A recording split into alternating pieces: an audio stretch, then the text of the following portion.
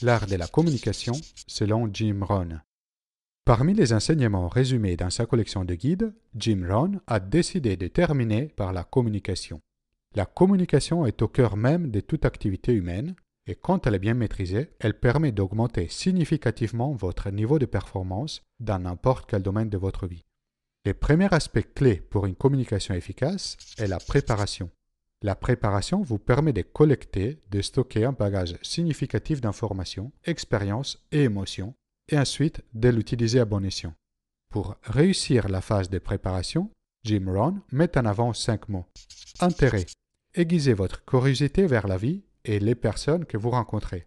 Observez et écoutez ce qui vous entoure, spécialement si vous visitez une nouvelle ville ou un nouveau pays. Fascination.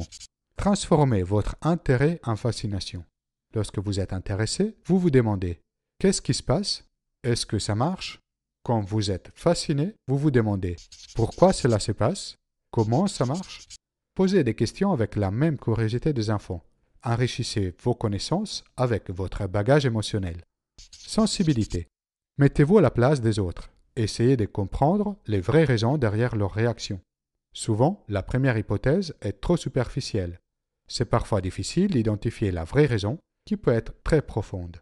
Mais tout ce que vous devez faire est essayer.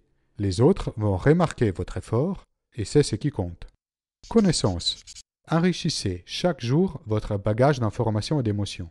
Ne vous contentez pas de votre mémoire, marquez vos impressions dans un journal. Votre communication en sera grandement enrichie. Passons maintenant aux fondamentaux de la communication. Votre communication doit avoir une finalité.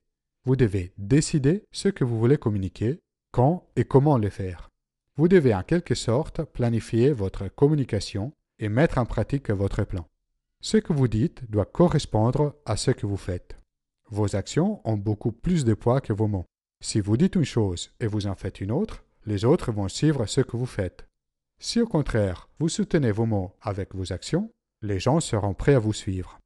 Pratiquez et améliorez constamment votre communication écrite et orale. Profitez de toutes les occasions que vous avez. Prenez des cours si vous en avez la possibilité. Devenir un meilleur orateur et un meilleur écrivain se base sur 3 choses. Pratiquer, demander du feedback et intégrer le feedback dans votre communication. Apprenez à écouter.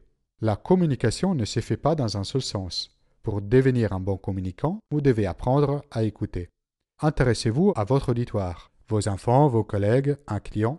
Mieux vous les connaissez, plus efficace sera votre communication avec eux. Montrez que vous vous souciez. Parlez avec les gens. Ne parlez pas aux gens. Partagez sincèrement les intérêts et les besoins des personnes avec qui vous communiquez. Focalisez-vous sur la clarté. La communication la plus efficace est une communication claire. Ce n'est pas la quantité des choses que vous avez à dire qui fera de vous un bon communicant, mais bien votre clarté. Restez toujours le plus clair et concis possible. Communiquez encore et encore. Communiquer une seule fois votre message ne sera pas suffisant pour que vos interlocuteurs puissent l'intégrer. Soyez prêt à communiquer les mêmes concepts plusieurs fois et de manière différente pour que les gens vous comprennent au mieux. Améliorez votre vocabulaire, votre prononciation et votre orthographe. Devant votre communication écrite ou orale, les gens chercheront votre style et votre classe. Et cela passera par le vocabulaire, la prononciation et l'orthographe. Un vocabulaire trop petit est un frein pour définir de manière riche ses pensées, opinions et émotions. Si on regarde plus en détail la communication dans le monde du travail, elle doit faciliter l'atteinte des objectifs d'une relation professionnelle, construire des relations positives et des collaborations, favoriser la productivité, créer des opportunités gagnant-gagnant, fournir de la valeur au marché en générant du profit. Dans le monde du travail, vous êtes exposé à 5 différentes situations de communication.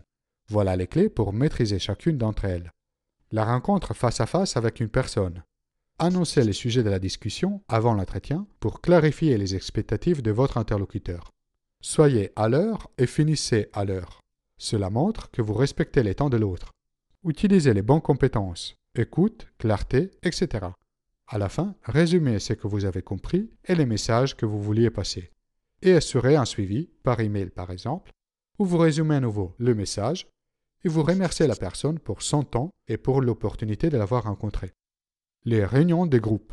Ici aussi, précisez à l'avance les sujets de la réunion. Démarrez à l'heure et finissez à l'heure. Nommez quelqu'un qui prend des notes et partagez-les directement en séance sur un tableau ou sur un écran. Assurez-vous que tout le monde participe et que la réunion ne soit pas monopolisée par une ou deux personnes. Restez sur les sujets de la réunion et ramenez la discussion sur les bons sujets si elle dérive. L'appel téléphonique. Utilisez-le pour garder les contacts avec quelqu'un. Si votre interlocuteur n'est pas disponible au moment de votre appel, planifiez un rendez-vous et insérez-le dans vos agendas. Aussi, indiquez à l'avance à la personne quel sera le sujet de l'appel et limitez autant que possible les temps passés au téléphone. La communication écrite. C'est une forme très efficace de communication puisqu'elle peut être perfectionnée avant de l'envoyer et on peut s'y référer par la suite. Gardez votre écrit simple et synthétique. Souvent, on n'a pas besoin d'un roman. La présentation. Pour cet exercice, parfois difficile, définissez à l'avance quel est votre objectif pour cette présentation. Informez votre public, l'encouragez et les motiver, les pousser à l'action. Soyez toujours vous-même et restez le plus simple possible. Maîtrisez au maximum les sujets. Votre présentation sera plus convaincante. Montrez-vous passionné et optimiste. Cela suscitera l'intérêt de votre auditoire. Racontez des anecdotes pour appuyer vos propos. Cela aidera les gens à mieux mémoriser. Et à nouveau, commencez à l'heure et finissez à l'heure. Tout aussi important que les mots eux-mêmes, la communication non verbale a une place centrale dans l'efficacité de l'échange. Lorsque vous parlez, utilisez vos mains à votre avantage. Ne laissez pas tomber vos bras à vos côtés. Cela vous fera paraître rigide et inconfortable. Utilisez votre regard aussi. Regardez votre interlocuteur dans les yeux. Le non-verbal a toute sa place aussi quand vous êtes à l'écoute. Évitez de croiser les bras, c'est un signe fort de fermeture à l'échange. Évitez aussi de taper vos pieds ou de bouger vos jambes avec impatience. Cela montre que vous êtes ennuyé ou pressé. Par contre, hochez la tête. Cela est un signe d'intérêt qui montre que vous écoutez. Voilà, vous avez découvert les conseils essentiels de Jim Rohn à propos de la communication. Est-ce que vous connaissiez déjà ces conseils? Avez-vous l'occasion de les utiliser? Partagez vos expériences en laissant un commentaire ci-dessous. Si vous souhaitez soutenir la production de Mind Parachutes et au passage télécharger l'audio de chaque résumé en MP3, rendez-vous sur ma page Tipeee. Vous pouvez télécharger la Mindcard de cette vidéo et de toutes les vidéos précédentes depuis mon site internet mindparachutes.com. Si vous avez aimé la vidéo, inscrivez-vous à ma chaîne YouTube et partagez la vidéo autour de vous.